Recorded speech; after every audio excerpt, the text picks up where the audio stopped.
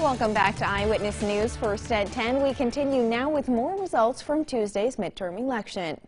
In Assembly District 119, representing a portion of Oneida County, it was an encore of a race seen before back in 2020.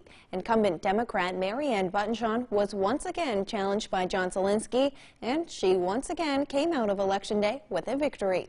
Buttonshaw earning 55% of the votes. Zielinski followed behind at 43%.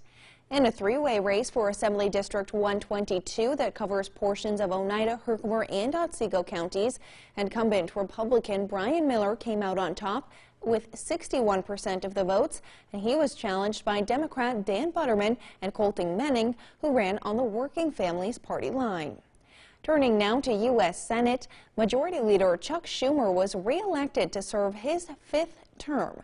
Schumer's opponent, Republican Joe Pinion, came out with 42.5% of the votes. Diane Sayre, running on the LaRouche Party, earned 0.5%.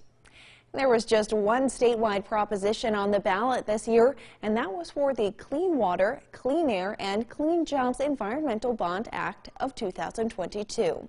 The proposition passed, which will allow the state to fund capital projects that preserve, enhance, and restore New York's natural resources, as well as reduce the impacts of climate change. This proposal was first put forth in a smaller form in 2020 by then-Governor Andrew Cuomo. It was pulled off the ballot less than 3 months before the general election due to concerns over what the COVID pandemic's impact on the state economy might be. Governor Hochul resurrected that proposal last year and asked the state legislature to add another $1.2 billion to that deal. Taking a look now at a race closely watched for Oneida County voters, Robert Michel will serve as sheriff for another term. First elected back in 2010, Michel won this race with 79% of the votes in the midterm. His opponent, Jim Scarchilli, who ran on the We the People party line, took 21% of the votes in his first election. In another Oneida County vote, not by the residents but the Board of Legislators, the 2023 county budget passed. County Executive Anthony Picenti's $494.7 million budget and capital plan were approved by the Board of Legislators Wednesday afternoon. This is the 10th year in a row Oneida County will see no increase in the property tax levy. The 2023 budget appropriates more than $131 million in sales tax revenue, $23.8 million in Oneida Nation revenue, and retires $19.3 million in debt.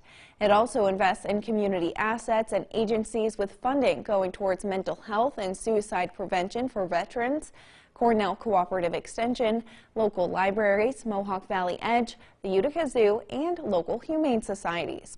American Rescue Plan Act funding is not included in the operating budget, but some of it is reflected in two capital projects.